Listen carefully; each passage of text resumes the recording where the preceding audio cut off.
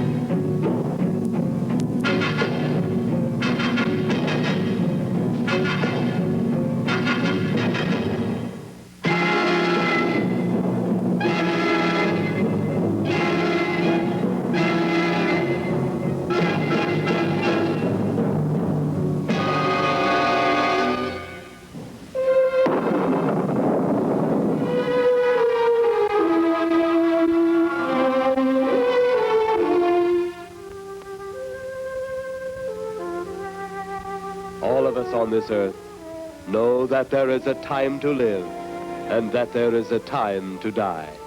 Yet death is always a shock to those left behind. It is even more of a shock when death, the proud brother, comes suddenly without warning. Just at sundown, a small group gathered in silent prayer around the newly opened grave of the beloved wife of an elderly man. Sundown of the day, yet also the sundown of the old man's heart. For the shadows of grief clouded his very reason.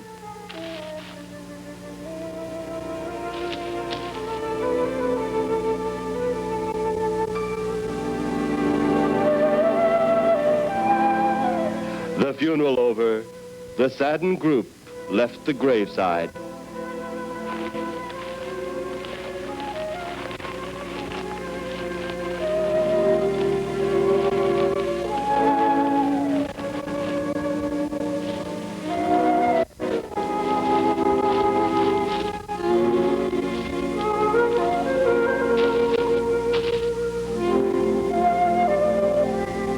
It was when the gravediggers started their task that strange things began to take place. 15-4. Yep, right on schedule. There's the old San Fernando Valley out there now. You better radio in for landing instructions, Danny. Right, Jeff. Burbank Tower, this is American Flight 812. Over. Wouldn't surprise me any if he's asleep this time of the morning. American Flight 812, this is Burbank Tower. If I were asleep, you'd never get on the ground. In your case, maybe I ought to leave you up there for good. Over. You got me that time, Mac. This is American Flight 812 requesting...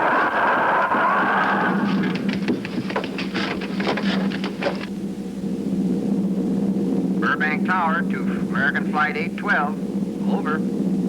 Burbank Tower to American Flight 812. Over. Holy mackerel. Burbank Tower to American Flight 812. Are you in trouble? Trouble? Take a look for yourself. What in the world? That's nothing from this world.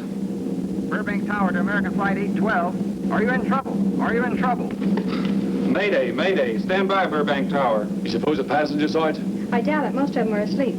But it was quite a jolt, Jeff. I'll check. Good. We'll get it ready for landing. And keep it quiet until we get instructions. Right. Okay, Danny. American Flight 812, reporting to Burbank Tower. Over.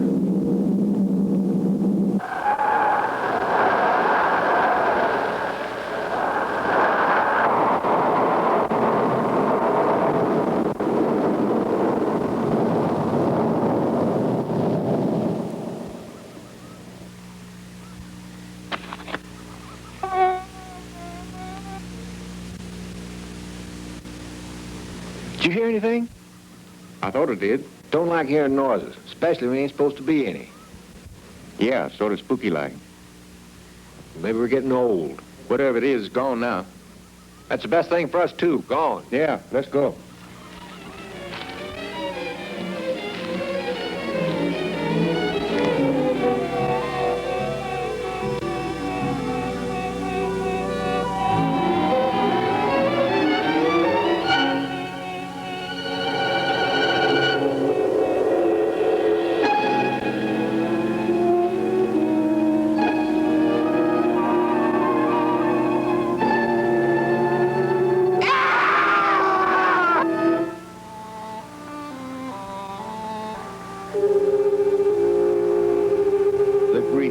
His wife's death became greater and greater agony.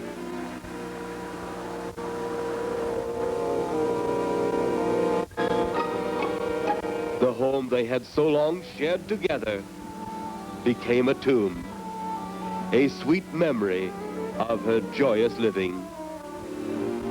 The sky to which she had once looked was now only a covering for her dead body.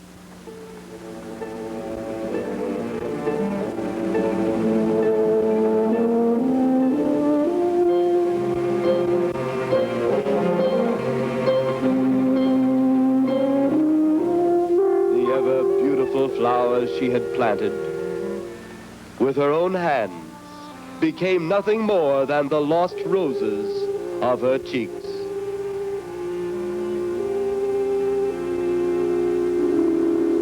Confused by his great loss, the old man left that home, never to return again.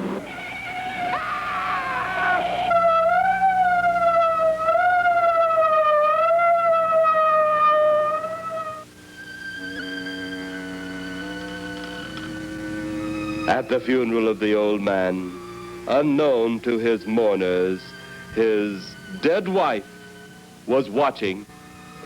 First his wife, then he. Tragic. Tell me something. Why was his wife buried in the ground and he sealed in a crypt? Something to do with family tradition, a superstition of some sort. Oh. Well, it's getting dark. Let's be on our way.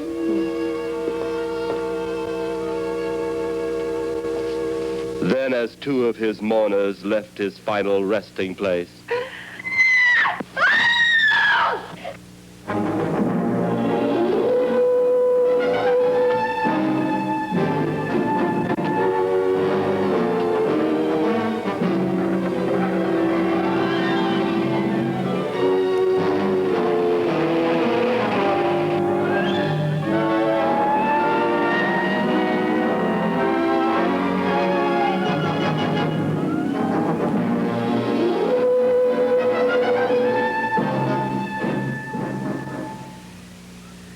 minutes later, the police, led by Inspector Daniel Clay, arrived at the scene.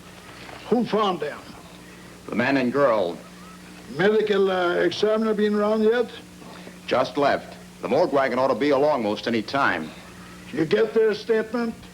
Yeah, much as we could. They're pretty scared. Finding a mess like this ought to make anyone frightened. Have one of the boys take the guy and the girl back to town. You take charge. Okay, Inspector. What are you going to do? Look around a little. Pretty dark out there. Once you get beyond the range of those lights, you won't be able to see your hand in front of your face. I will get one of the flashlights from the patrol car. Okay, be careful, Clay. I'm a big boy now, Johnny.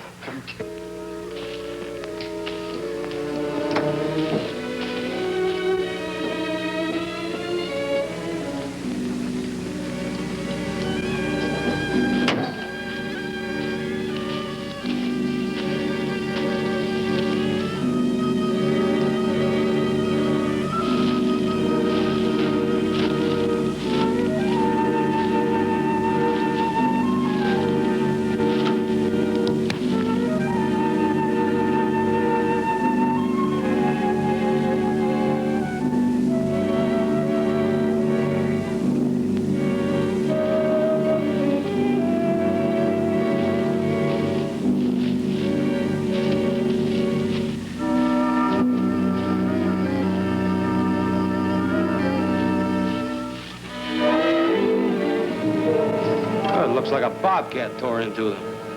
Yeah.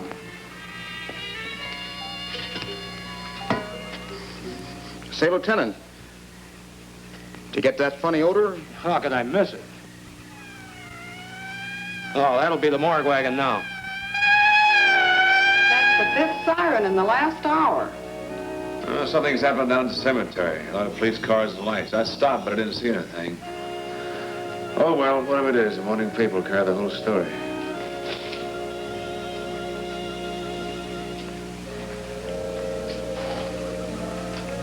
You seem to still be up there somewhere. Maybe I am. I don't think I've ever seen you in this mood before. I guess it's because I've never been in this mood before.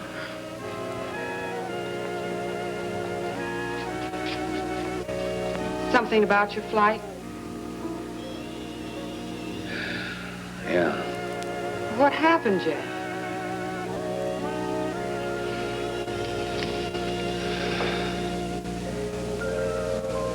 I saw a flying saucer. Saucer? You mean the kind from up there? Yeah, its counterpart. It was shaped like a huge cigar. Dan and Edith saw it, too.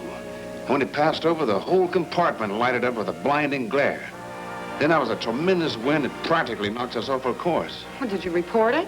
Yeah, I radioed in immediately, and they said, we'll keep it quiet until you land. And as soon as we landed, big Army brass grabbed us and made us swear to secrecy about the whole thing. Oh, it burns me up. These things have been seen for years. They're here. It's a fact. And the public ought to know about it. There must be something more you can do about it. Only there isn't. Oh, but what's the use of making a fuss? But last night I saw a flying object that couldn't have possibly been from this planet. But I can't say a word. I'm muzzled by Army brass. I can't even admit I saw the thing.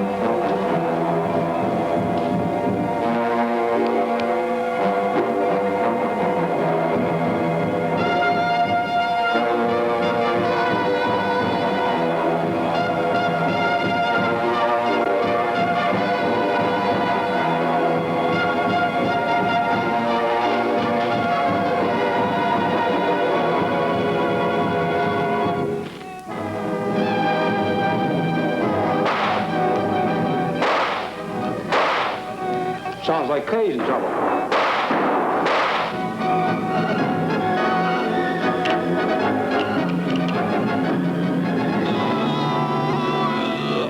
If that apparition we saw had something to do with it, come on.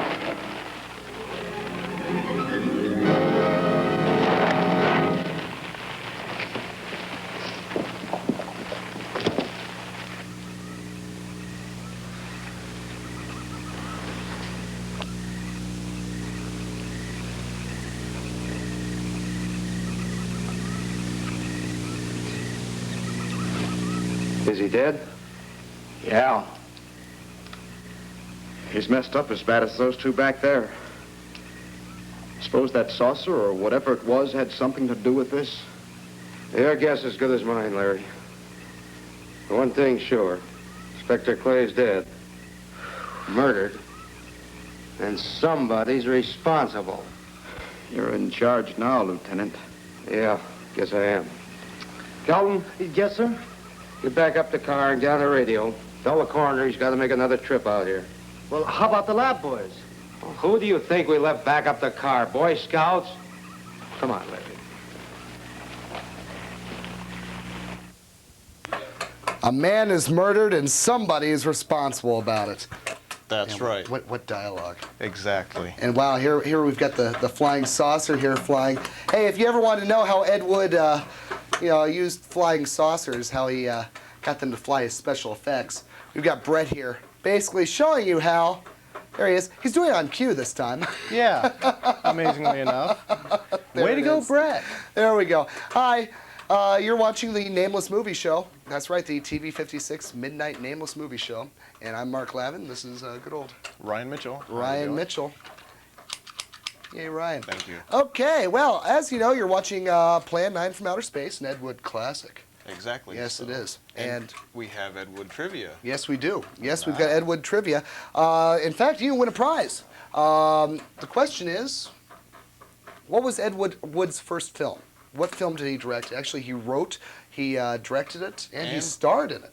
And produced. And produced. Yes, it was a one-man show. It wasn't really a one-man show. He had like a lot of people help out. Oh yeah. But yeah, I mean he did everything. So what was his first movie? If you call us up with the answer, 363-1107, 363-1700, 548-5811, or 369-5656. Not only do you win three,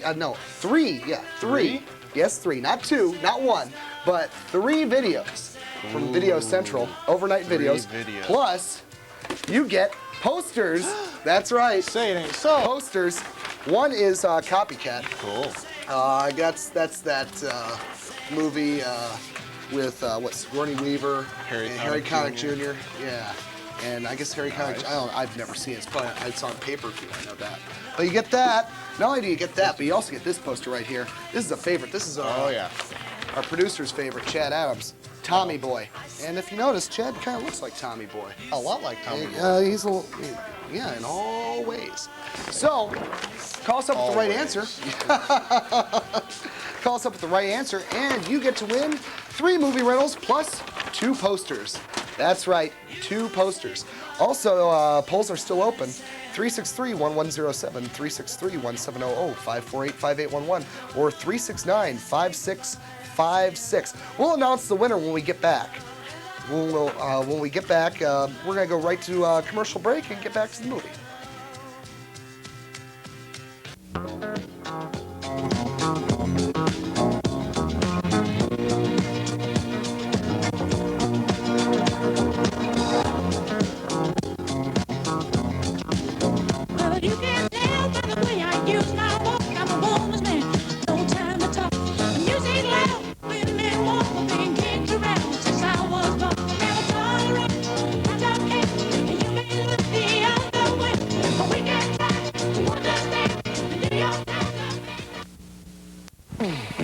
Video Central and Games is Delaware's newest and most exciting video and game rental store. Located at 361 West Central Avenue, Video Central and Games has all the latest movie releases and your favorite cult classics. If video games are your pleasure, Video Central and Games has them. They specialize in Japanimation as well as the hottest games on Sega Saturn, Sega Genesis, Sony PlayStation, and Super NES.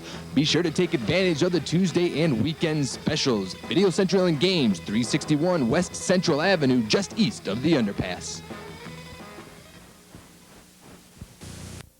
Me amarás, es un reto que ha nacido entre los dos.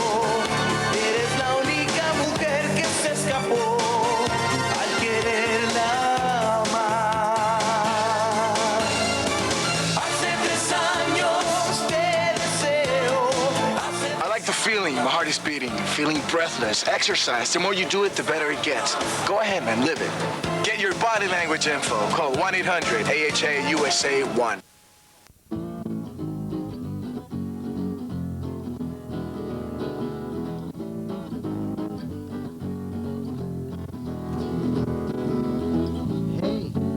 what's your bid? Tell me, what's your bid? Well, Mondays, Wednesdays at 8 o'clock. Tell me now, what's your bid? I said Mondays, Wednesdays at 8 o'clock. Tell me now, what's your bid? Well, tell me now, what's your bid? Well, tell me now, what's your bid?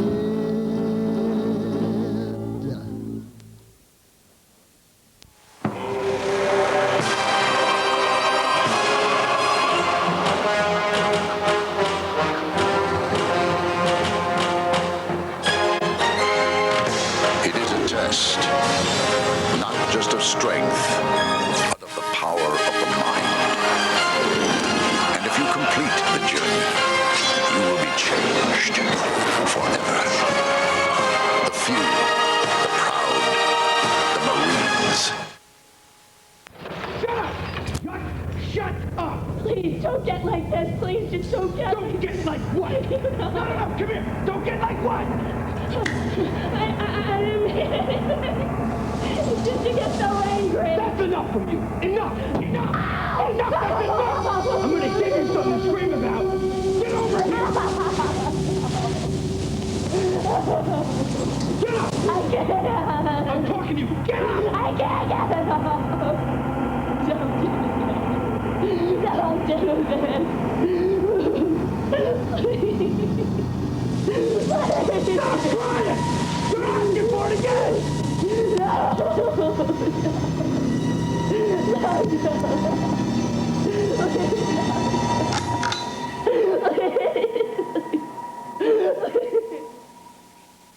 For information about how you can help stop domestic violence, call us.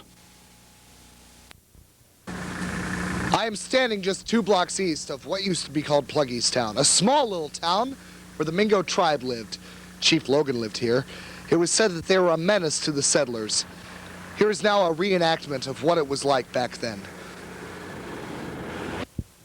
The Indians and the settlers fought, and fought, and fought some more. Now here's a man who claims he was at Pluggy's Town. Hey, you! You claim you were at Pluggy's Town? Yeah, I was at Pluggy's Town.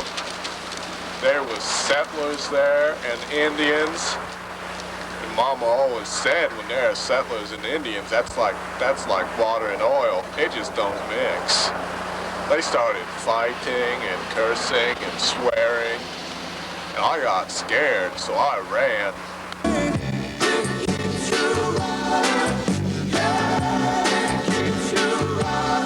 And I ran.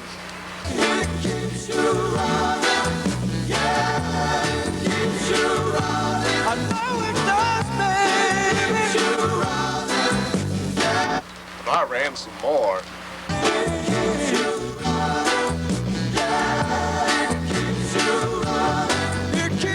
running.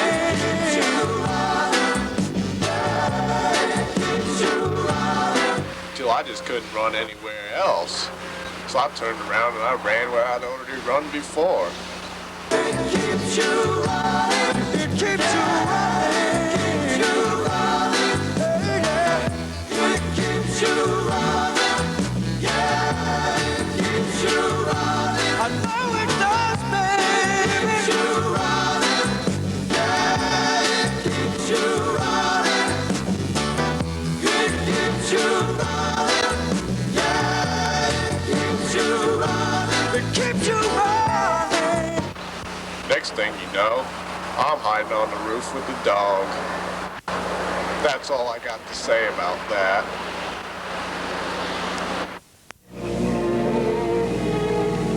Greater love hath no man than to lay down his life for another. It is always difficult to have last words over the grave of a friend. And Inspector Daniel Clay was a friend, a dear friend to me and to all of us. The bell has rung upon his great career. Now we lay him to rest. A rest well deserved, but so premature.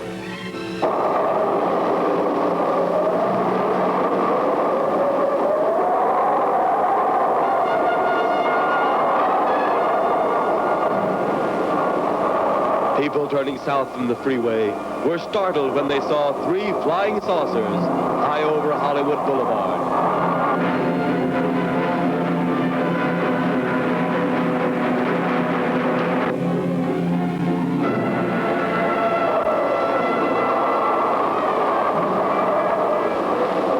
A woman, startled by the sight in the sky, telephones the police.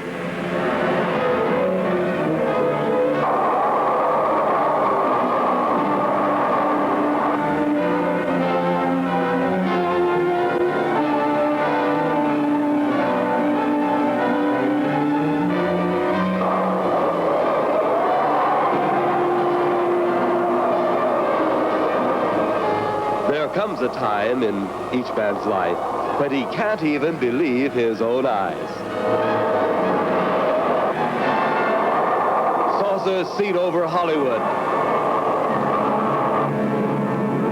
Flying saucers seen over Washington, D.C.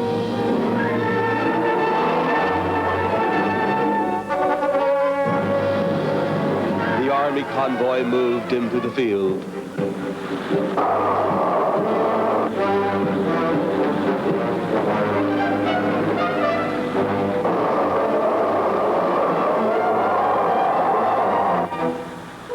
Rockets were quickly set up. Colonel Tom Edwards, in charge of saucer field activities, was to make the greatest decision of his career. He made that decision. Colonel Edwards gave the signal to fire.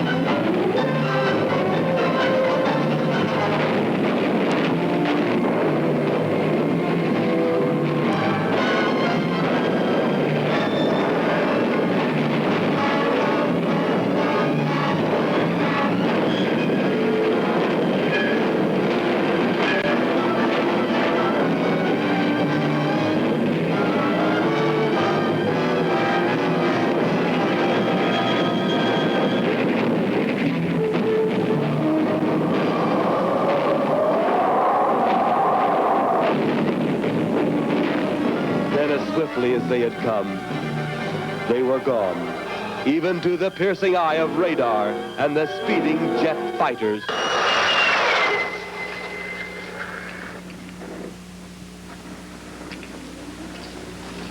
Quite a sight, wasn't it, sir? A sight I'd rather not be seeing. Are you worried about them, sir? Well, they must have a reason for their visits. Visits? Well, that would indicate visitors. With big guns, the usual way of welcoming visitors? We haven't always fired at them. Oh? For a time, we tried to contact them by radio, but no response. Then they attacked a town. A small town, I'll admit, but nevertheless a town of people. People who died. I never heard about that, sir. Well, it was covered up by the higher echelon. Take any fire, any earthquake, any major disaster. Then wonder. Flying saucers, Captain, are still a rumor. Officially. I'd like to beat them off again, sir. What do they want? Where are they from? Where are they going? They, sir? Who? Well, this is a training maneuver, sir. We only did a little practice firing at the clouds. Yeah. I wonder what their next move will be.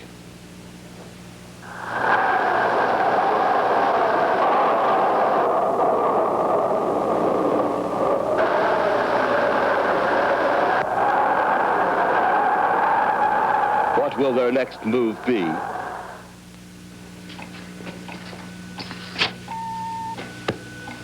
Your space commander has returned from Earth. Send him in.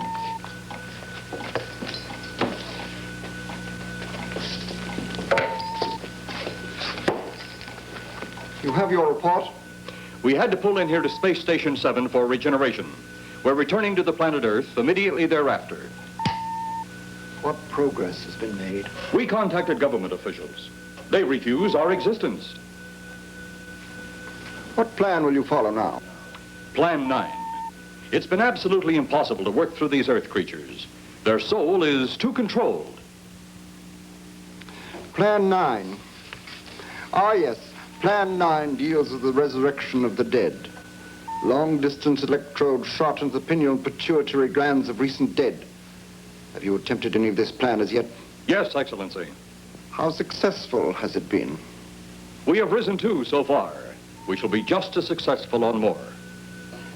The living, they have no suspicion of your movements? We had to dispose of 1 policeman. However, none of those risen have been seen. At least not by anyone who still remains alive. It's too bad it must be handled this way. But it must. Those who we take from the grave will lead the way for our other operations. Yes, Excellency. Continue on. Report to me in 2 Earth days. I feared His Excellency wouldn't take our report this well. Well, had he been dealing with our own people, his reaction would have been completely different. He understands the difficulties of the Earth race. What do you think will be the next obstacle the Earth people will put in our way? Well, as long as they can think, we'll have our problems. But those whom we're using cannot think. They are the dead, brought to a simulated life by our electrode guns. You know, it's an interesting thing when you consider the Earth people who can think are so frightened by those who cannot, the dead. Well, our ship should be regenerated. We better get started.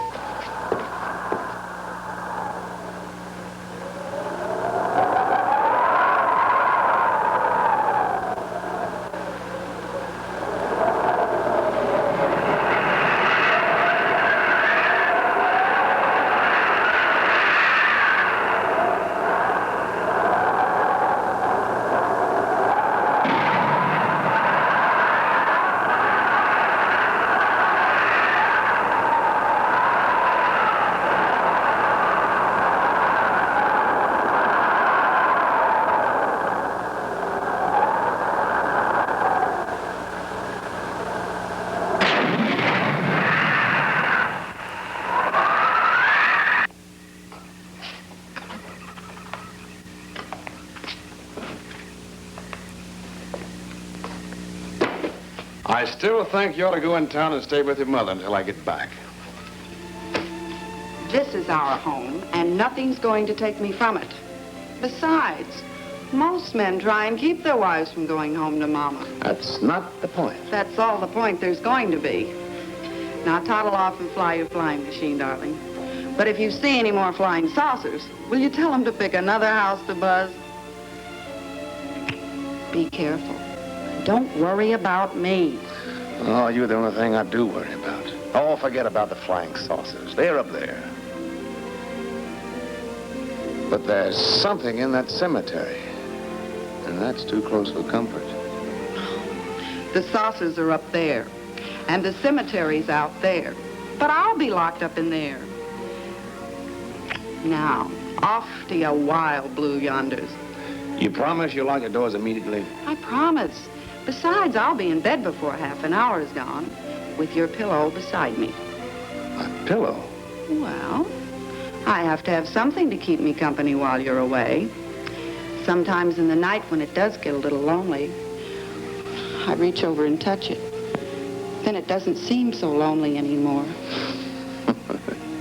A crazy kid.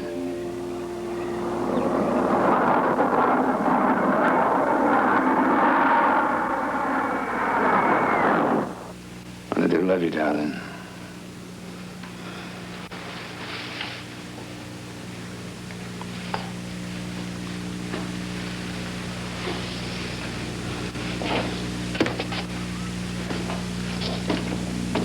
See you Thursday. Goodbye, honey.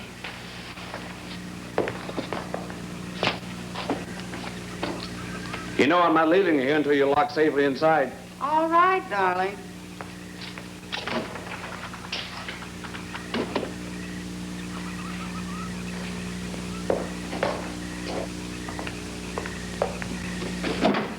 If you're especially nice, I may even lock the side door.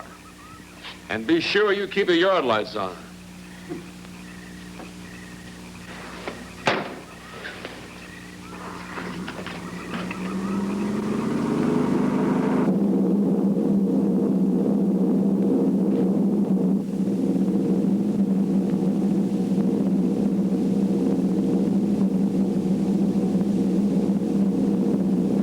You're mighty silent this trip, Jeff. You haven't spoken 10 words since takeoff. I guess I'm preoccupied, Danny. We've got 33 passengers back there that have time to be preoccupied. Flying this flybird doesn't give you that opportunity. I guess you're right, Danny. Paula? Yeah. There's nothing wrong between you two. Oh, no, nothing like that. Just that I'm worried, she being there alone and those strange things flying over the house and those incidents in the graveyard these past few days. It's just got me worried. Well, maybe they haven't figured out those crazy skybirds yet, but I give you 50 to 1 odds the police have cleared up that cemetery thing by now. I hope so. If you're really that worried, Jeff, why don't you radio in and find out? Mac should be on duty at the field by now. He could call Paul and relay the message to you. Hi, Edie. Hi, Silence. I haven't heard a word from this end of the plane since we left the field. I've just been giving himself and me a study in silence. You boys aren't feuding. No, Edie, nothing like that. Hey, Edie, how about you and me balling it up in Albuquerque? Albuquerque? Have you read that flight schedule, boy? What about it? We land in Albuquerque at 4 a.m. That's strictly a 9 o'clock town. Well, I know a friend that'll help us. Let's have the problem first. Huh, Danny? Oh, he's worried about Paula. I read about that cemetery business. I tried to get you kids not to buy too near one of those things. We get there soon enough as it is. He thought it'd be quiet and peaceful there. No doubt about that. It's quite all right, like a tomb. I'm sorry, Jeff. That was a bad joke. Say, I almost forgot what I came in here for. How's the coffee situation? That's for me. It sure wouldn't hurt a thing, Edie. Okay, be right back. And say, Jeff, make that call to Mac. Nah, not only she throw cold water on my Albuquerque plan, but now she's repeating herself. How about that Albuquerque ball? I can't resist your charm, Danny boy.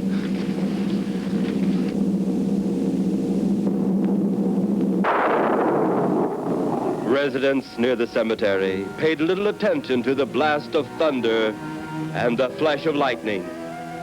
But from the blast arose the moving figure of the dead old man.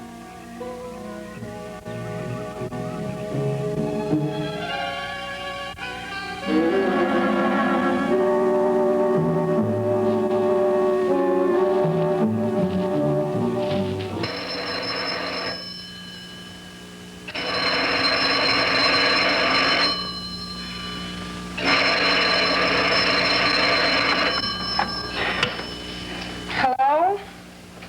Who? Mac? Well, hi, Mac. Sure, I'm all right. I just fell asleep. Tell Jeff I'm all right. Okay, Mac. Thanks for calling. Good night.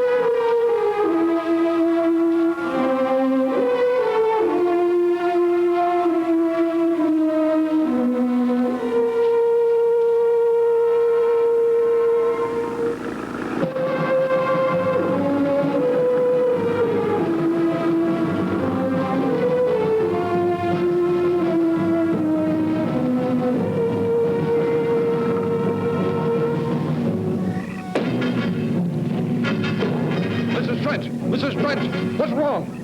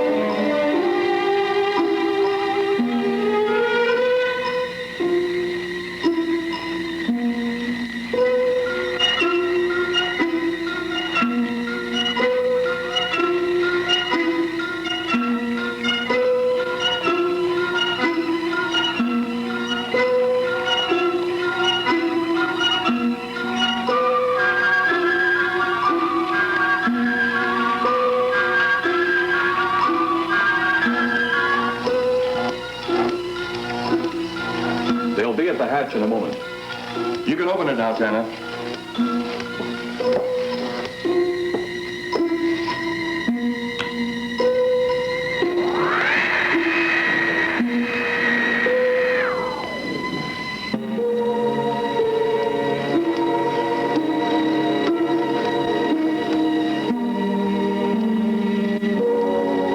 Turn off the electrodes quickly. They can't tell us from anyone else.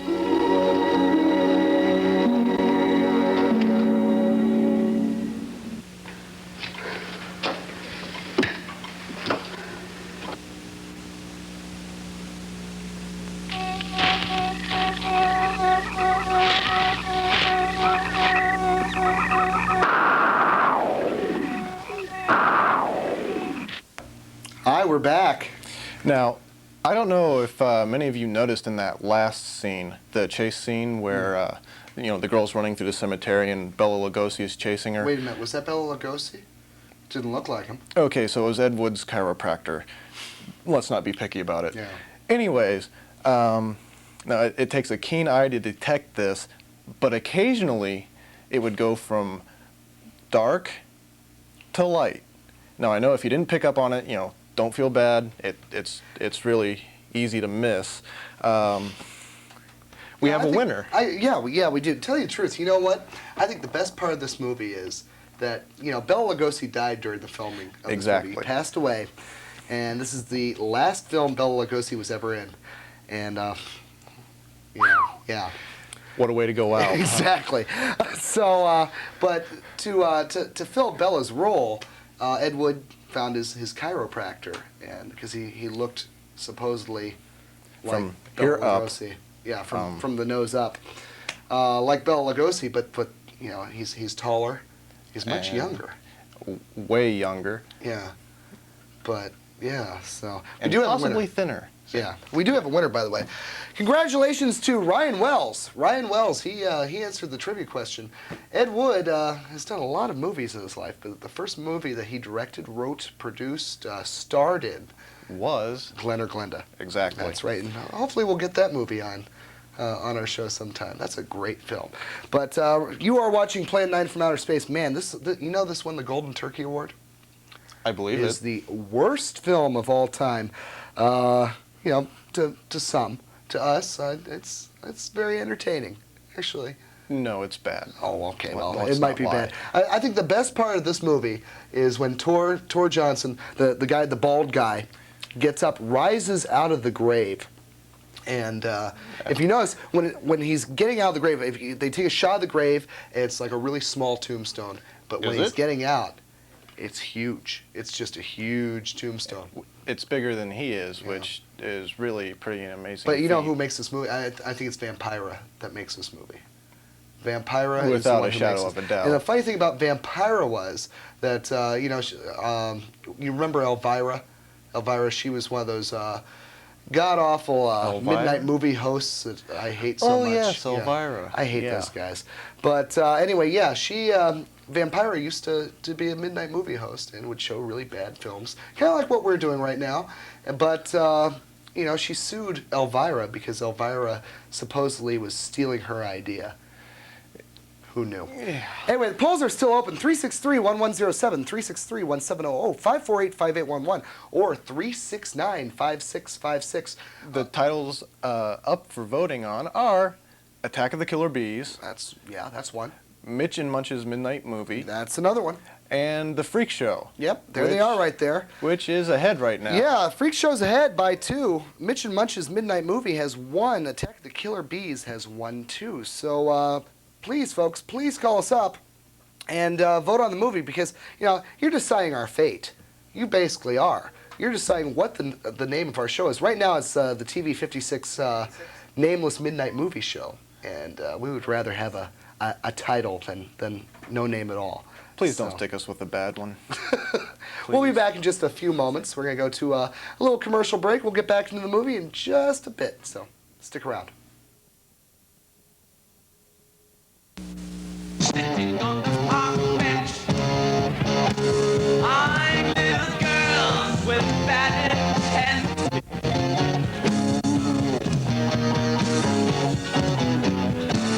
Snot running down his nose.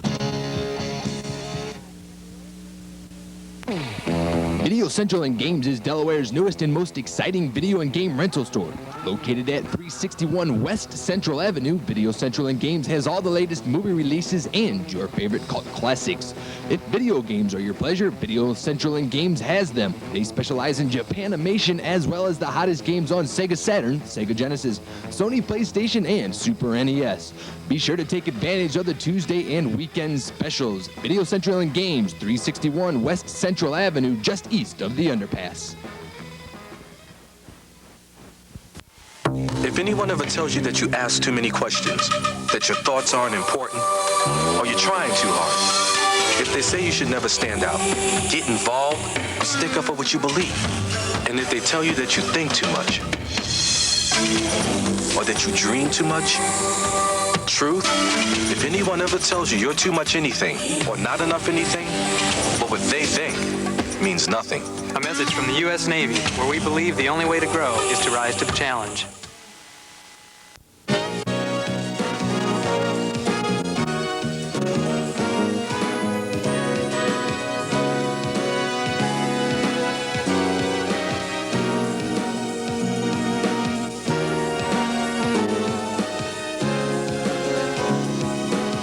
Join me, Chuck Harder, Monday through Friday on For the People right here on TV 56. And be sure to listen to For the People every weekday from 2 to 5 on AM 1550 WDLR.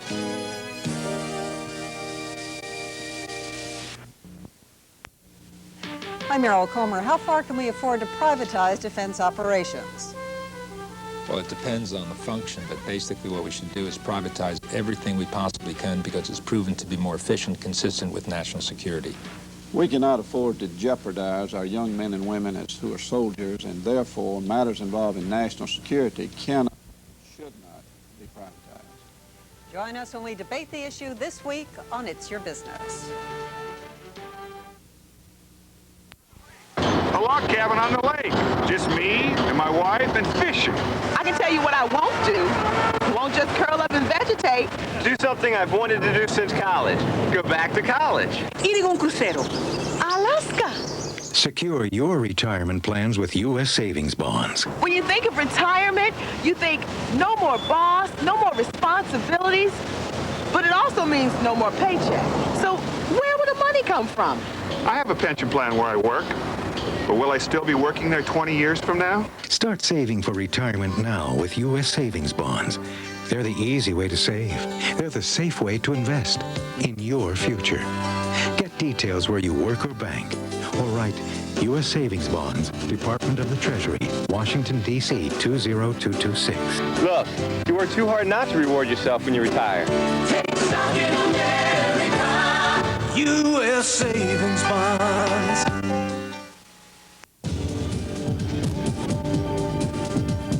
Did it? I wasn't running wild out there. Not guilty of fraud and endangerment. I cannot change 1 minute of my life. Our argument. The gun is loaded. Not mine. Not yours.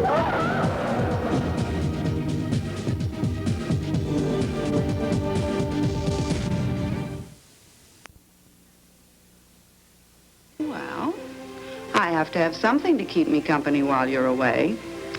Sometimes in the night when it does get a little lonely, I reach over and touch it.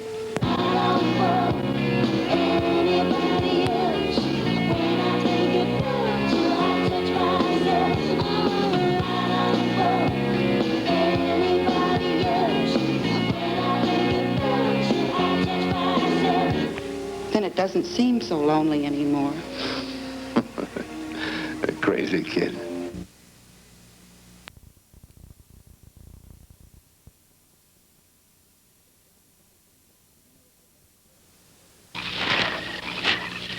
It's tough to find something when you don't know what you're looking for. I don't think the lieutenant does either. Then what are we doing out here? I was off duty an hour ago. Oh, don't ask me any questions. I'm just a hard hand just like you.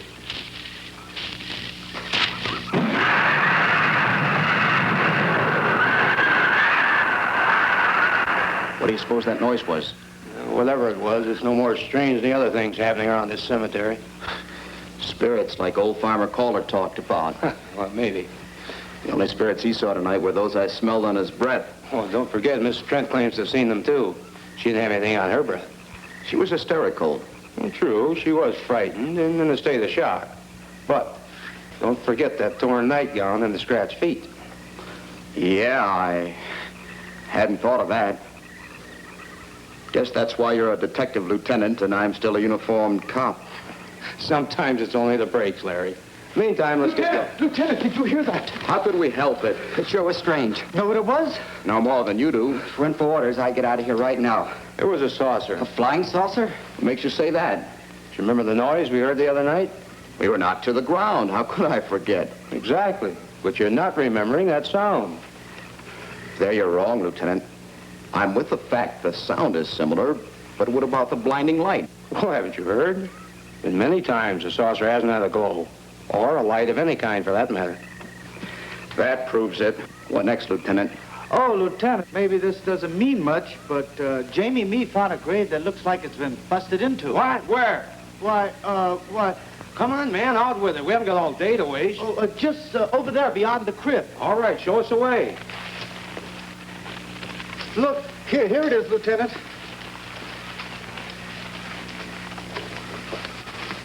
Yeah, it's been broken into, all right. Strange. If someone had broken in, the dirt should be piled up here somewhere. It looks like it's fallen into the grave. Larry, you'll be out of uniform before you know it. Do we have the right to look down there, Lieutenant? Technically, no. No? Well, this spot looks familiar, though. Yeah, we shouldn't investigate any further without the permission of next of kin. Let's go get it. How? I see what you mean. The gravestone's down there. Well, let's go down and find out whose grave it is. How? By going down and finding out. Are you sure you mean that, Lieutenant? If I didn't mean it, I wouldn't have said it. Scared? Well, why do I always get hooked up with these spook details? Monsters, graves, bodies. Oh, all right.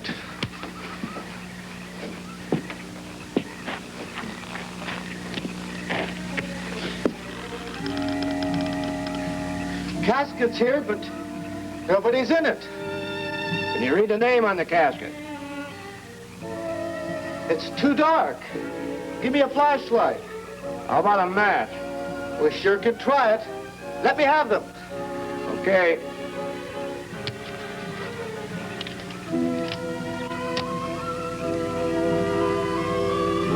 It's Inspector Clay's grave, but he ain't in it.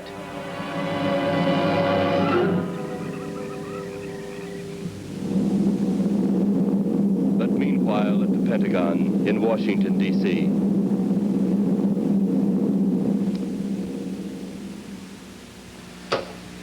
Right, G2. Come in. Yes, of course. I'll keep in touch. Come in, Colonel Edwards. Close the door. At ease, Colonel. Thank you, sir. Sit down.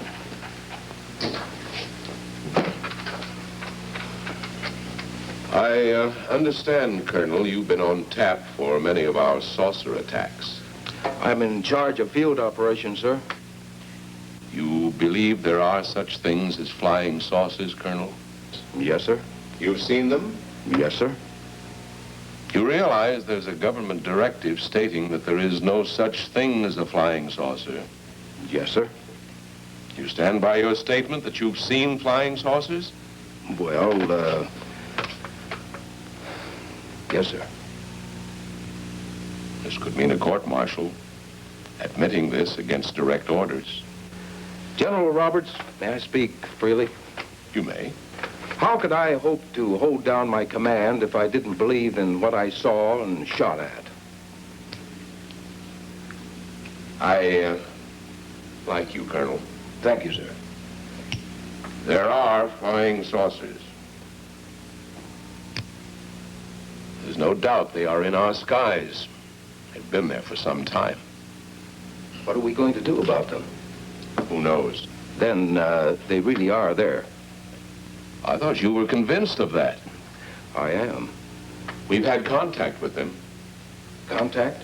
How? Radio. They speak our language? Well, not quite. We've received messages from their spaceships. For a while, it came in as just a lot of jumbled noise. And now, sir? Well, since they first tried contact with us by radio, we've developed a language computer. A machine that breaks down any language to our own. General, what's this all got to do with me? Well, you've been in charge of saucer field activity for a long while. I think it's about time you heard these recordings. Do you mind? Mind? Huh, I'm anxious.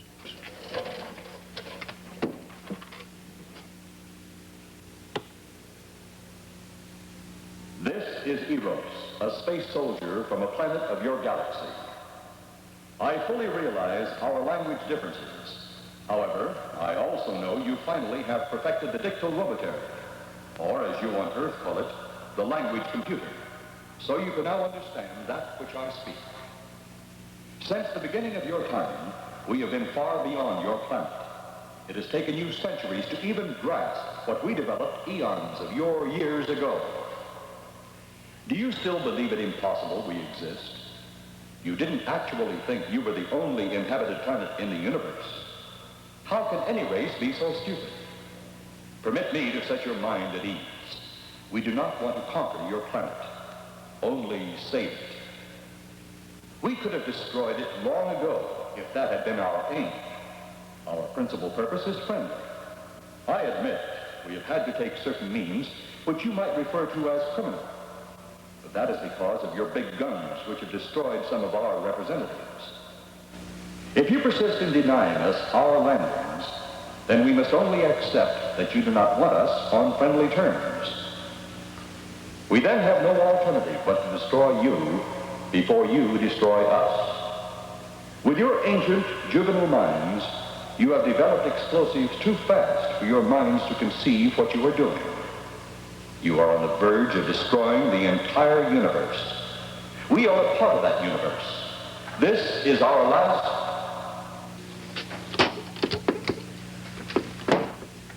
That's the end of that one. Atmospheric conditions in outer space often interfere with transmitting. How many of these recordings do you have, General? An even dozen up to now. This was the last one. We received it over a month ago. You think they mean business? We can't afford to take any chances. Come over here. You ever been to Hollywood? Oh, a couple of times, a few years ago. You're going to be there in the morning. Just a few minutes from Hollywood, in the town of San Fernando, reports have come in of saucers flying so low the exhaust knocked people to the ground. There have even been stated claims of saucer landings. Major Carlson will replace you while you're out there. You're the best man for the job of attempting to contact them. Find them, Colonel. See what in hell it is they want. All right, sir.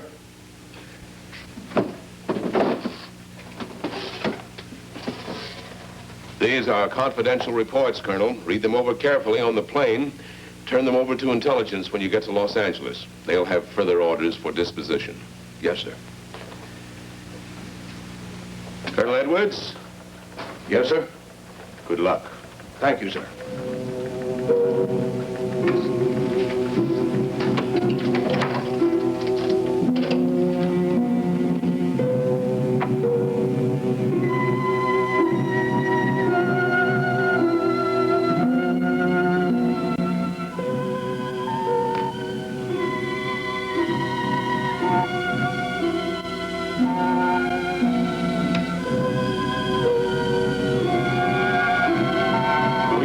Report, Excellency. You are many days late. It was unavoidable. We tried to transmit via televisor, but atmospheric conditions made transmission impossible. You should have transmitted as soon as conditions permitted. I thought time was of the essence. Suspicion has fallen upon our movements. Our ships have been viewed near the point of operations. And what has this added time gained, Eros? We have successfully risen 3 of the dead ones. Permit me to see one. Bring in the big one. Use your small electrode gun.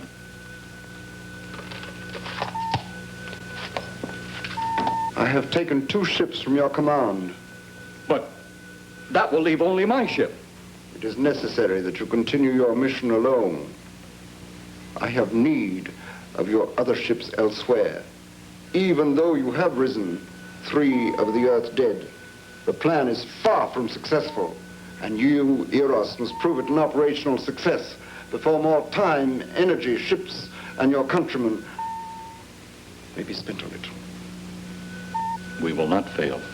Everything is on our side. Not everything. You do not have the live Earth people. You reported that your ship was viewed at the scene of your present operations. That is correct. They have been viewed many times, but not at the scene of operations. Something must be done about that.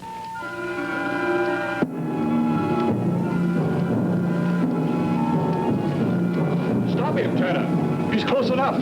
Turn off your electrode gun. No! No! Stop him, Turner! I can't get it. It's jammed. Stop him, you fool! Drop the gun to the floor, Tanner. The metal will break contact.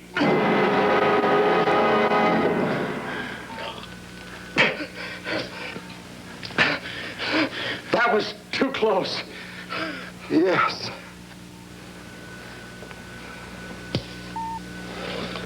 Bring the giant here that I may get a better look at him.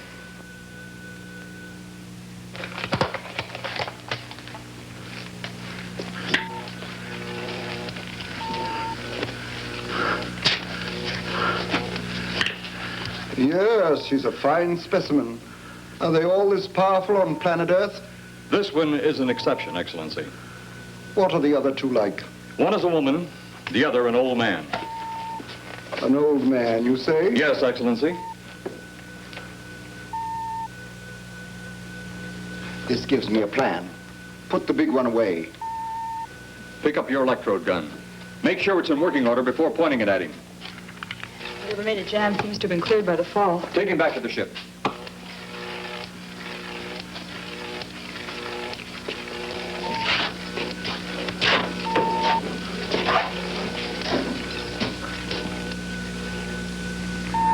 The old one must be sacrificed. Re-land on Earth. Send the old one to enter a dwelling. Then cut the electrokinetic and turn on your ship's decomposure ray. The result will astound those watching. Astound them enough to delay their intention until you have gained your other recruits from the cemetery. Yes, Excellency. It'll be done. Report to me when this has been accomplished.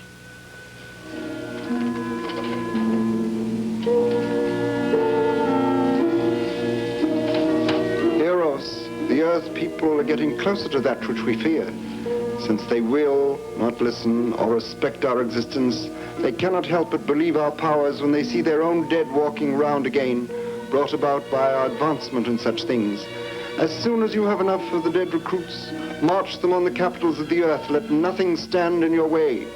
Their own dead will be used to make them accept our existence and believe in that fact.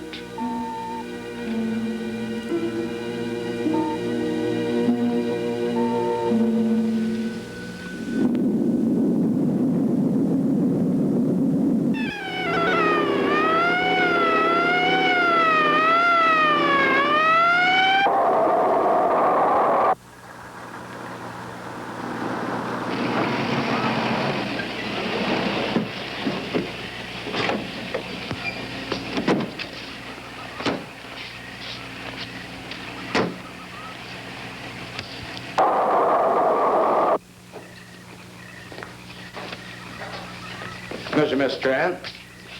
This is Colonel Edwards from Washington, D.C. Good evening, Colonel. Hello, Colonel.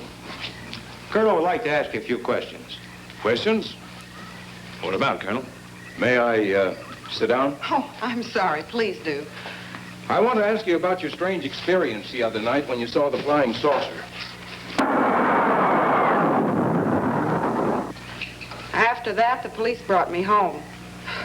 I hope I never see such a sight again. Well, after your description, I don't think I'd want to see it either. One thing more. After you were forced to the ground by that blast of wind, was it a hot or cold blast? It's kind of hard to explain. It wasn't hot, wasn't cold. It was just a terrific force. We couldn't get off the ground. The light blinded me so badly, I couldn't see a thing. We could only feel the pressure of the wind until it was gone. When the glare left us, we could see a glowing ball disappearing off in the distance. Which way? Toward the cemetery.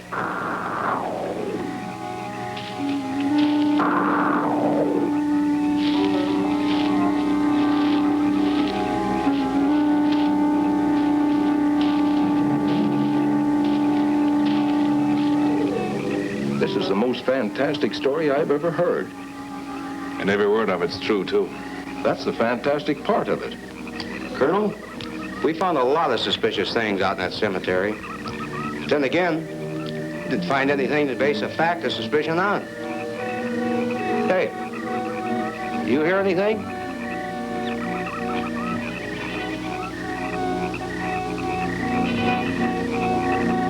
You see anything out there, Kelton? Too dark, Lieutenant. But something started stinking awful bad.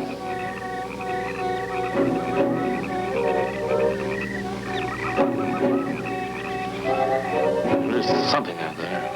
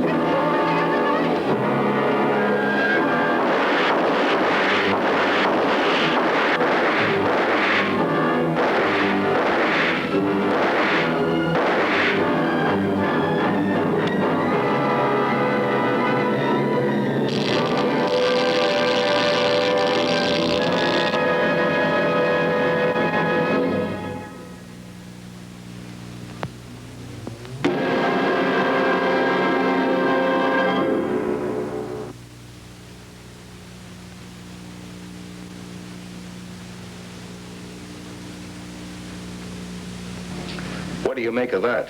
She got me. Didn't look that way a minute ago. What about your man? Oh, the excitement, I forgot all about Kelton.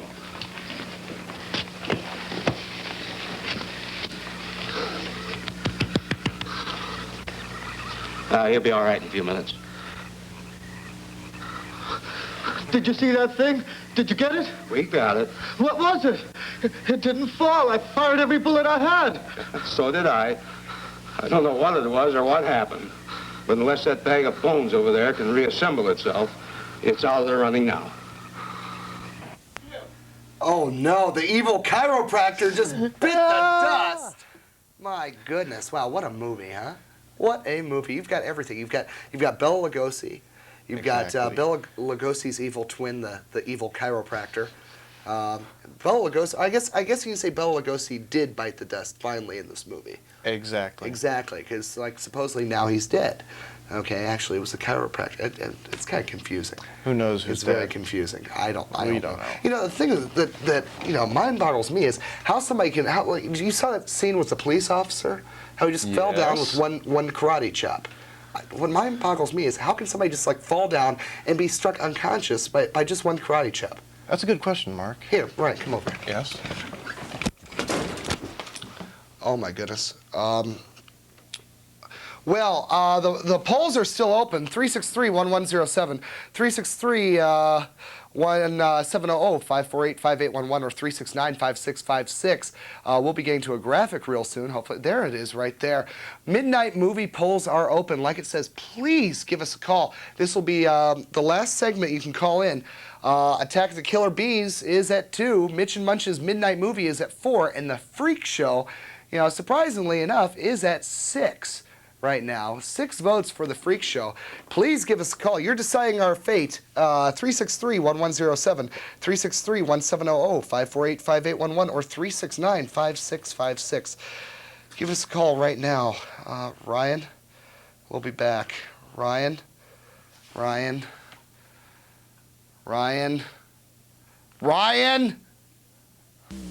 Fellas, I'm ready to get up and do my thing. I want to get into it, man, like a sex machine, man. Moving, doing it, Can I count it off? 1, 2, 3, 4. Get up, get on up, get up, get on up. Stay on the scene, get on up, like a sex machine. Get on up, get up, get on up, get up, get on up. Stay on the scene, get on up, like a sex machine. Get on up, get up, get on up. Stay on the scene, get on up, like a sex machine. Get on up. Wait a minute, shake your arm, then use your palm. Stay on the scene, like a sex machine. Video Central and Games is Delaware's newest and most exciting video and game rental store. Located at 361 West Central Avenue, Video Central and Games has all the latest movie releases and your favorite cult classics. If video games are your pleasure, Video Central and Games has them. They specialize in Japanimation as well as the hottest games on Sega Saturn, Sega Genesis, Sony PlayStation, and Super NES. Be sure to take advantage of the Tuesday and weekend specials. Video Central and Games, 361 West Central Avenue, just east of the underpass. If anyone ever tells you that you ask too many questions, that your thoughts aren't important, or you're trying too hard, if they say you should never stand out, get involved, stick up for what you believe, and if they tell you that you think too much, or that you dream too much, truth, if anyone ever tells you you're too much anything, or not enough anything, well, what they think means nothing. A message from the U.S. Navy, where we believe the only way to grow is to rise to the challenge. Ryan's back. You okay? Did I miss much? No, actually you didn't. You just missed a commercial or two. Oh. Yeah. Okay. Ryan, you know what? The movie's name is Plan 9 from Outer Space. Yes. So obviously there had to be 8 more plans before Plan 9. Yes. I mean, I didn't take much math in school, but obviously there has to have been, 8 more plans. Well, you would think. So why don't we go down the 8 plans there, Phil, and show the viewers. These are the plans that didn't quite make it. Yeah. Okay, number 8's plan is to secretly replace the Earth's coffee supply with Folgers crystals. Oh my goodness, I wonder if they'll find out. Okay, number 7. Dim all television waves with that awful ab sculptor, ab sculptor, yeah, infomercial, and wait for Earth's inhabitants to surrender. Wow, I just really screwed that one up, huh? Yeah. Number 6. Spread mad beaver disease across the Earth. Mad beaver disease, oh my goodness. Is there such a thing? I don't know. Who knows? We just might find out. Technical-wise, we just might find out. Is there a mad beaver disease? Is there a mad... There is a mad beaver disease. What do you know? Oh my goodness. Stop the presses. Okay. Whoa. Thank you. Thank you, Phil. Phil in the back. Hey, he was on that. 5. All those little levers on toasters are mysteriously broken so that all the toast ends up being burned. I hate when that happens. Yeah. Okay, number 4. This guy right here. Speaking of Phil, there he is. Yeah, look at this, Phil. There he is. Phil. Hey, you know, that's Phil, our director, technical director. How you doing? You doing okay there, Phil? You know, girls, if you want to meet Phil after the show, he'll probably be at Denny's. So stop on over there around 2:30. He might have Brett with him. Yeah, I don't know. Number 3. Somehow get Richard Simmons elected as leader of the free world. That's scary. That is kind of scary. I'm frightened at that. Number 2. Finding out other things Buddy likes to sell besides carpet. I don't like to make money. I just love to sell carpet. If you know what I mean. That's right, folks. And number 1, establish a television station in Delaware called TV 56. Ooh, that's the most scary of all. Yeah. There it is right there. Top 8 plans that failed for Plan 9 from outer space. You heard it here first, folks. That's right. Yeah. Anyway, polls are still open. This is the last time you can call in. We're going to go right into the movie. And by the time we get back, polls are closed. 363-1107, 363-1700, 548-5811, or 369-5656. You decide our fate. So. And the names you can choose from are Attack of the Killer Bees, Mitch and Munch's Midnight Movie, and The Freak Show, which is in the lead right now. The Freak Show is, it's amazing because we just came up with that idea like 5 minutes before the show. It was basically a throwaway title. Before we were thinking about calling it Attack of the Killer Bees, and then we had Mitch and Munch's Midnight Movie, so we were fighting over that. We just came up with a third one, so we decided to let you, the viewer, call in and vote. Please give us a call right now. You decide the fate of the show. We're going to get back to Plan 9, the conclusion of Plan 9 from outer space. Yay! Right now.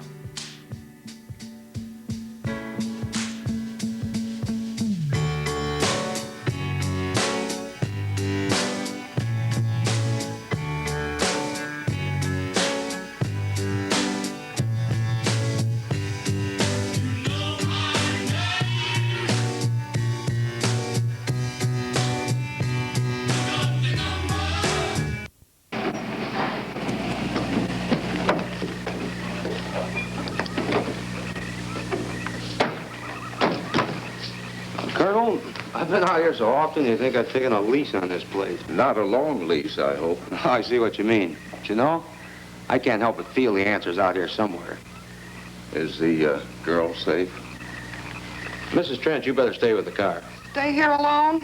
Not on your life. Modern women. Yeah, they've been that way all down through the ages, especially in a spot like this. Calvin. Yes, sir. Stay with Mrs. Trent. All right, Lieutenant. Now, you stay close to the officer, honey. I'd feel safer with you. Now, the lieutenant knows best. Oh, I don't like it, but I guess there isn't much I can do about it.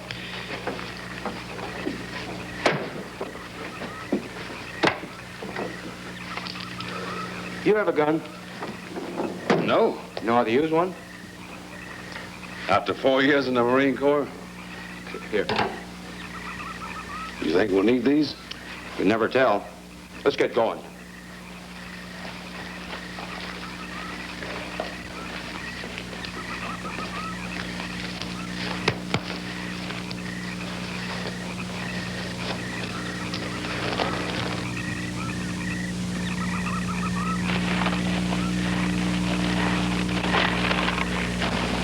expect to find out here?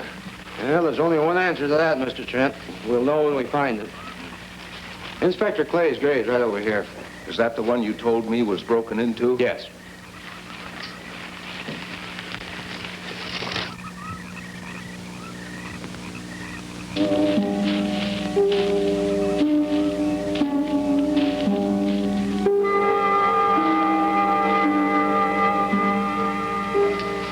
This it? Yeah.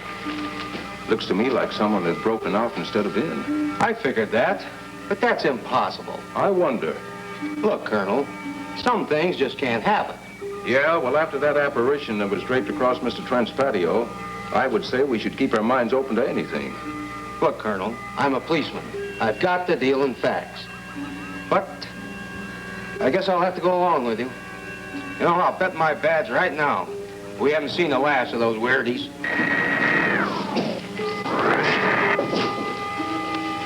They'll discover our ship soon. You're going to let them find us? It's the only way. These are the same men who have been so close so often. They must be halted before they can inform others about us. But there were others in the car. They'll be taken too. Send the big one for the girl and the policeman. I'll turn on the dictorobatary so we may converse with them.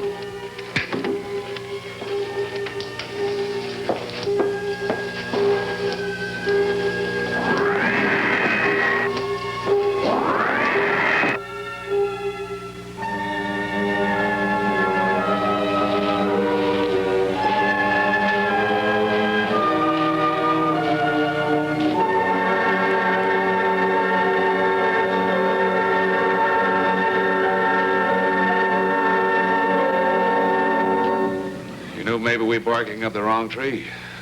One thing a policeman learns, Mr. Trent, is patience. Where's that burn spot you mentioned? Right over there. Look.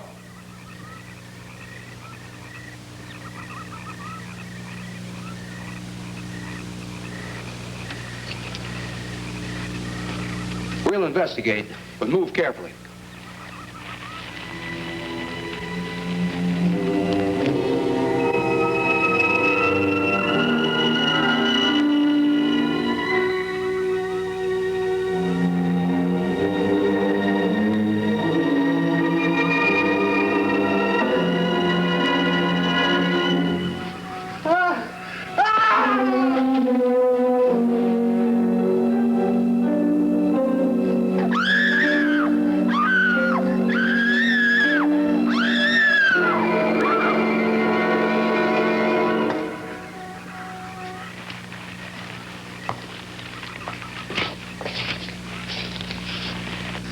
A moment or two more, and you will be the first live Earth people ever to enter a celestial ship. Wow. Boy, how can anything that big hide for so long a time? Never heard metal sound like that before. What do you see? Only my reflection. Must be some kind of one-way glass. I wonder how you get into this thing. I'm not sure I want to find out.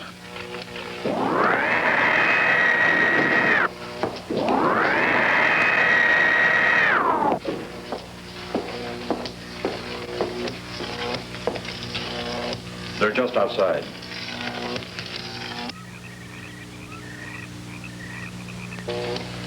You can open the outer hatch now.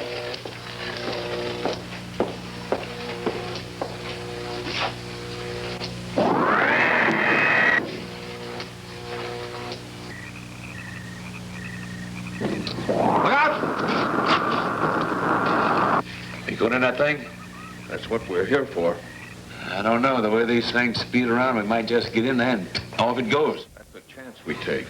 Well, I took a chance on those earlier airplanes. Might just as well see what the inside of one of these looks like. Got your guns ready? I'll tell you one thing. If a little green man pops out of me, I'm shooting first and asking questions later. They're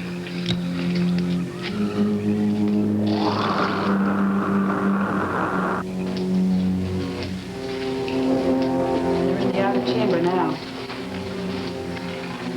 Heroes, do we have to kill them? Yes. Seems such a waste. Well, wouldn't it be better to kill a few now than, with their meddling, permit them to destroy the entire universe? You're always right, Arrows. Of course. But those are not my words. Those are the words of the ruler.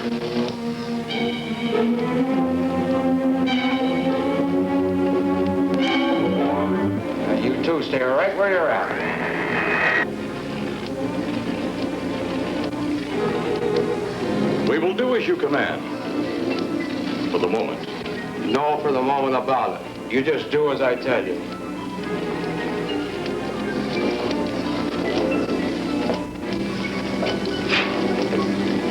You do not need guns. Maybe we think we do. They would be of no use to you now. They've been mighty useful before on flesh and blood. And you two look like you've got a lot of both. True, they would be effective upon us. If you were to have the opportunity to use them... Mister, if you don't get away from that control board, I'll show you just how effective they can be. Shall we talk now or wait? Your friends will be here shortly. What friends? Those you left at the vehicle. If you've done anything to Paula... Take it easy, Mr. Trent. Oh, I assure you no harm has come to her. Would you like to see? Next time you try that, I won't aim at the board. You're a headstrong young man. I was only going to turn on the televisor so you could see her movements. Go ahead, my friend, but move very carefully.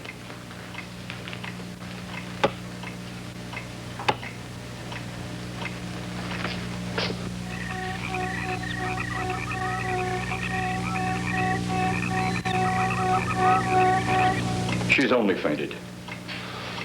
You fiend. I? A fiend? I am a soldier of our planet. I? A fiend? We did not come here as enemies. We came only with friendly intentions, to talk, to ask your aid. Our aid? Yes, your aid for the whole universe. But your governments of Earth refused even to accept our existence. Even though you've seen us, heard our messages, you still refuse to accept us. Why is it so important that you want to contact the governments of our Earth? Because of death. Because all you of Earth are idiots. Now, you just hold on, Buster. No, you hold on. First was your firecracker, a harmless explosive. Then your hand grenade. They began to kill your own people a few at a time. Then the bomb. Then a larger bomb. Many people are killed at one time. Then your scientists stumbled upon the atom bomb. Split the atom.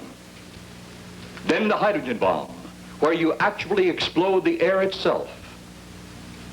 Now you can bring the total destruction of the entire universe served by our sun. The only explosion left is the solar night. Why, there's no such thing.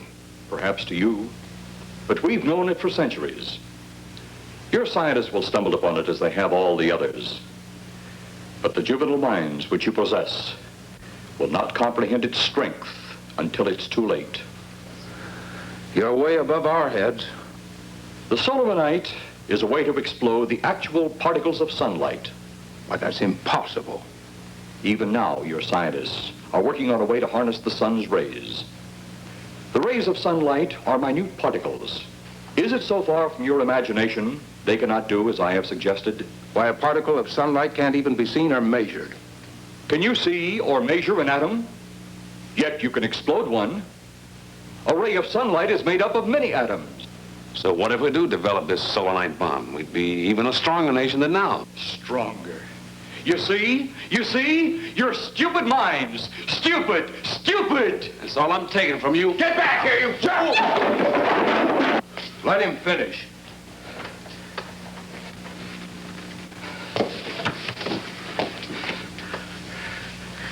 It's because of men like you that all must be destroyed.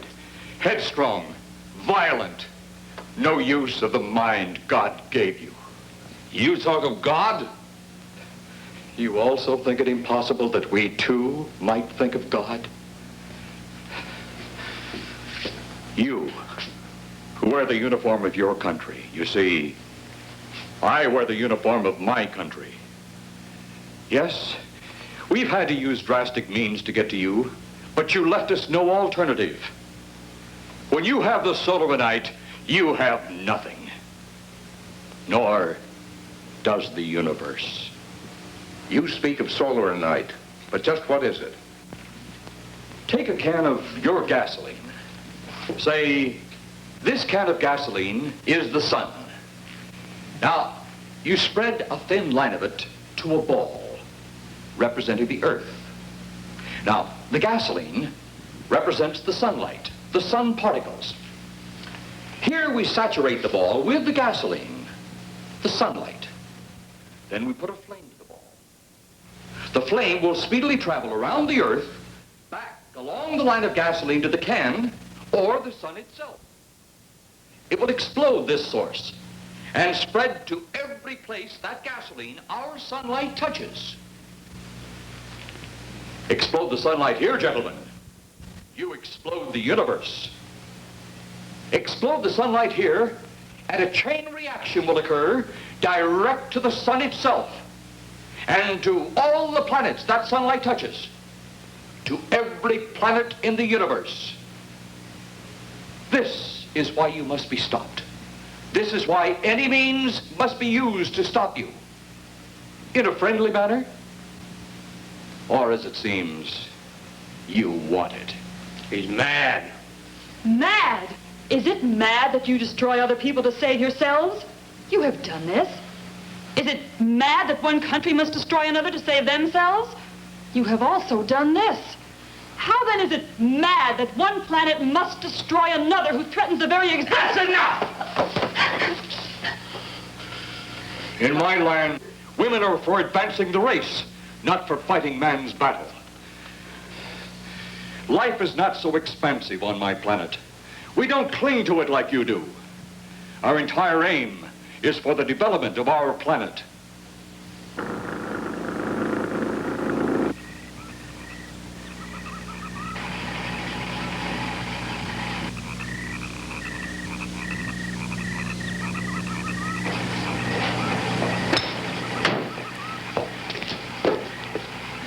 What happened to you? How come you're all alone?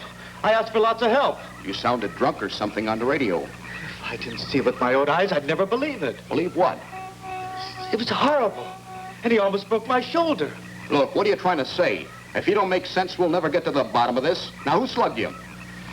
Inspector Clay. What? It was Clay, all right. Only not like we remembered him.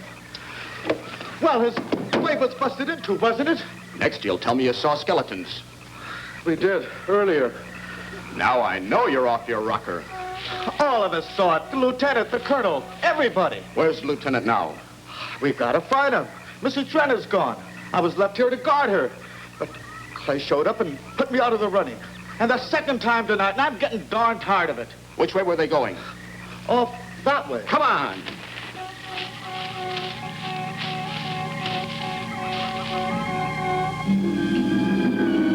Then one day it could all be gone.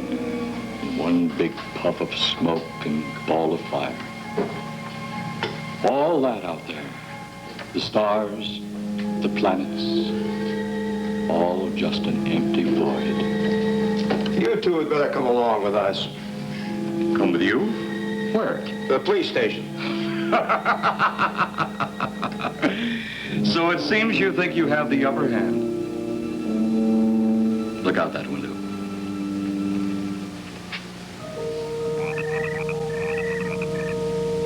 Jeff.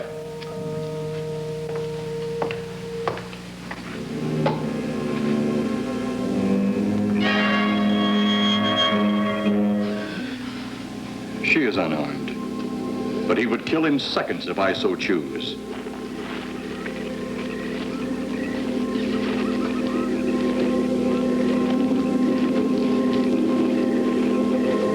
Holy cow!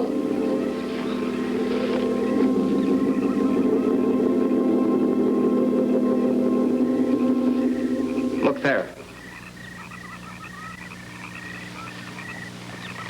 It's Clay, all right. There's no mistaking that. And he's got Mrs. Trent. Get your gun ready. From all I've seen tonight, guns won't do any good. Clay is dead, and we buried him. How are we going to kill somebody that's already dead? Dead! And yet there he stands. That other one earlier, I emptied a full clip into. I'm seeing it. That's the only reason I'm listening to you. Look, I've got an idea. Hurt him or not, we've got to try something. I'm going to sneak up behind him and whop him over the head.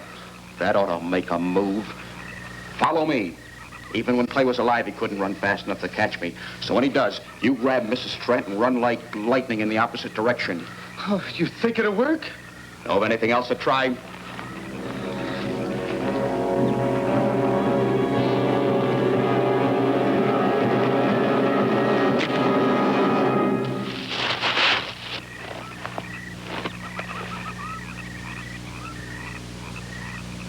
Oh, I'll be all right. Take care of the others. Your men have felled the big one. This could only happen because the electrode ray is off. He'll walk again when I turn it on. Hold it. Right there. Suppose the lieutenant and the others are in that thing. Well, supposing there are Martians or something in there.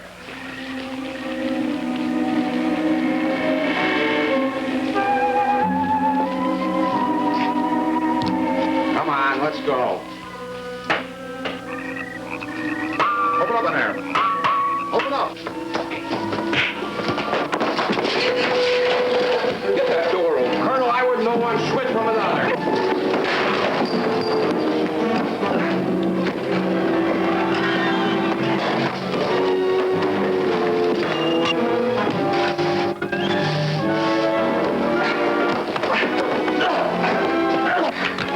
Hold on to him, Eros. I'll have the ship in the air in a minute.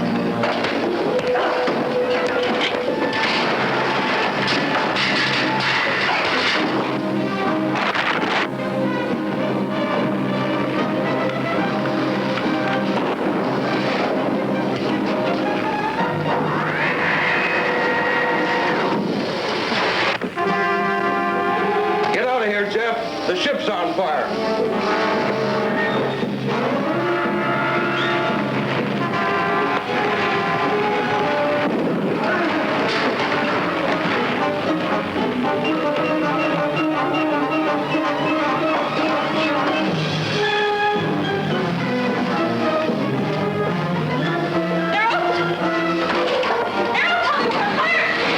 Elsie, wake up, Eros!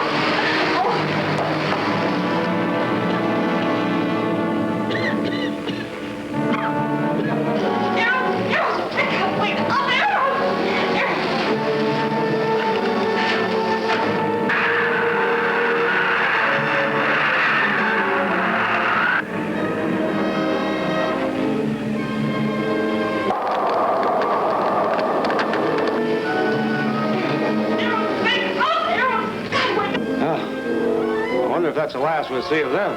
Perhaps. But sooner or later, there'll be others. Look!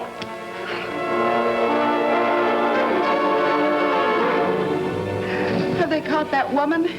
That thing yet? Hey, that's right. There's another ghoul running loose. And it's my guess that she'll look like him. With the ship and the ray gun gone, they have no control. We gotta hand it to them, though. They're far ahead of us.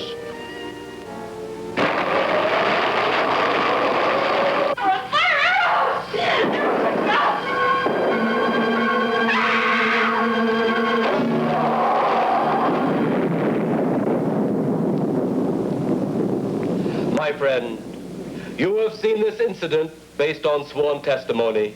Can you prove that it didn't happen? Perhaps on your way home, someone will pass you in the dark, and you will never know it, for they will be from outer space. Many scientists believe that another world is watching us this moment. We once laughed at the horseless carriage, the airplane, the telephone, the electric light, vitamins, radio, and even television. And now some of us laugh at outer space.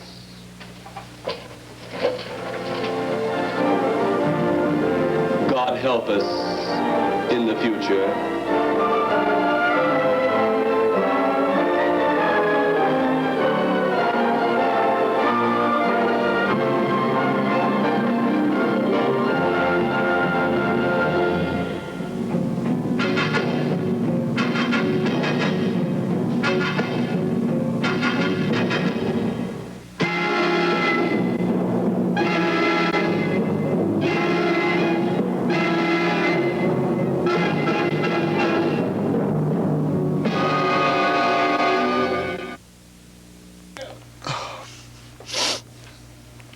brings a tear to my eye.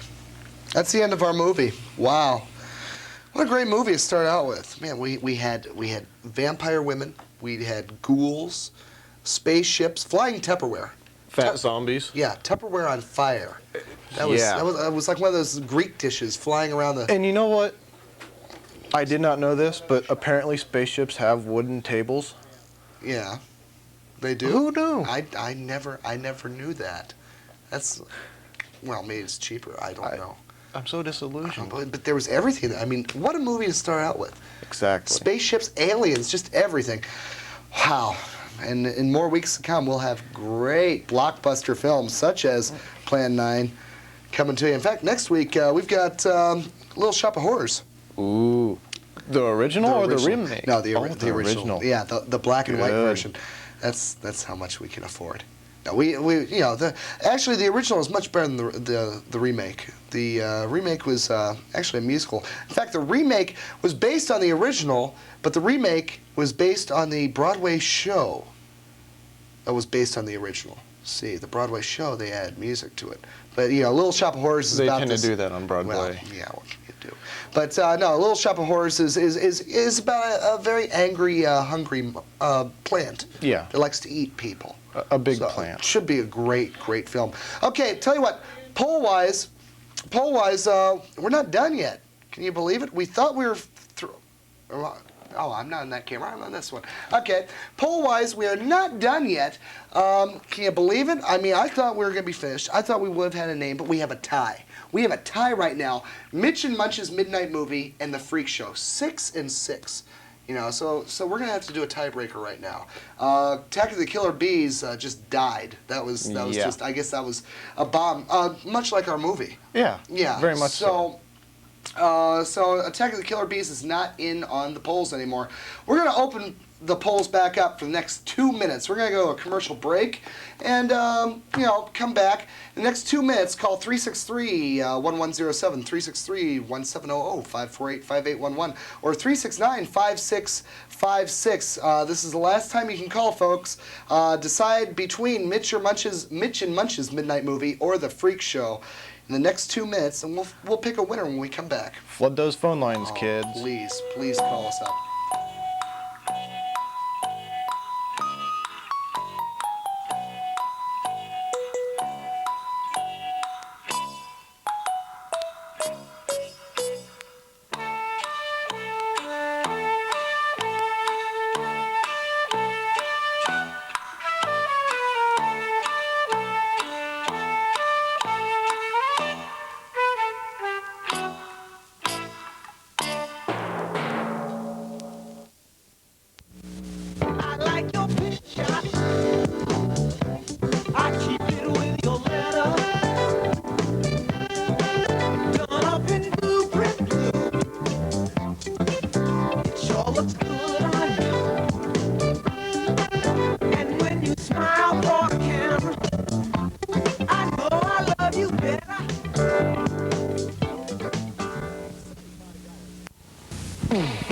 Video Central and Games is Delaware's newest and most exciting video and game rental store.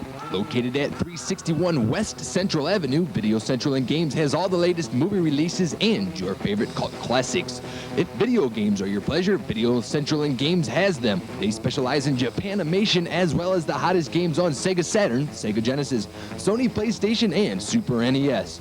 Be sure to take advantage of the Tuesday and weekend specials. Video Central and Games, 361 West Central Avenue, just east of the underpass.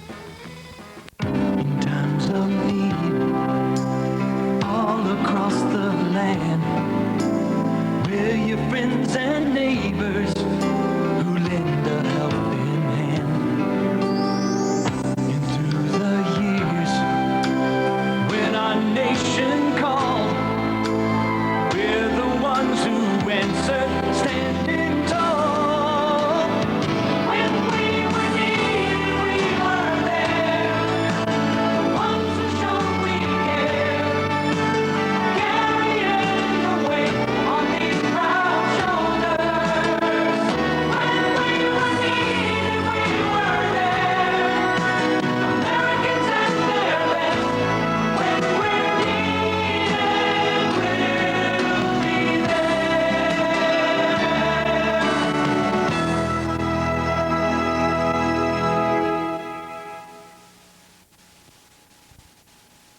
Well, we have a winner. Is it official yet? I think, yeah, it's official. We're back. We're back. Polls are closed. Yeah, I know, but we have to get the official tally. Well, we will get the official tally. Once again, next week, the movie will be Little Shop of Horrors.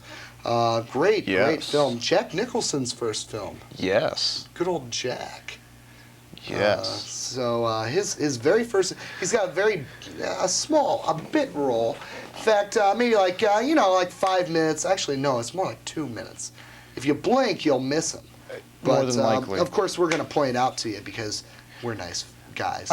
I'd just like to take this moment to say that over the last break, we got a phone call from an old friend of mine saying how bad of a guitar player I am. Well, that sounds to me like fighting words. So I am challenging you, Jason Brechtel, to guitar duel. Guitar duel? Guitar Is this duel. kind of like banjo duel of the banjos, or? Kind of. Kind of? Yes, a bit. Okay. Don't talk about our third film. Anyway, Jason, call back after the show and we'll set something up. I'm going to wipe the floor with you. There was Ryan with his PSA. There you go, with his little public service. Pork. It's the other white meat. Okay, do we know what the movie is? There it is. Oh. TV 56's Friday night movie show. The title is Mitch and Munch's Midnight Movie. That's right. Who would have As thought? chosen by you, the viewer. Wow. Who knew? You know, I was actually wanting the Freak Show. Yeah, a lot of people around here were. I was wanting it, and there's some people are upset. You okay there, Chad? Yeah, okay. Anyway, so hi. How are you? That's our film. How'd that get over there? Look at this. Okay. Yeah, well, that's our film. We'll be back next Friday night at around the same time. Actually, it'd be more like Saturday night. Saturday morning. Yeah. Friday night, Saturday morning. And of course, the same time, same bat channel right here on TV 56. It is the official Mitch and Munch's Midnight Movie. So we will see you next week with the first edition of Mitch and Munch's Midnight Movie, because this is just like a pilot. That's all this is. Yeah. So.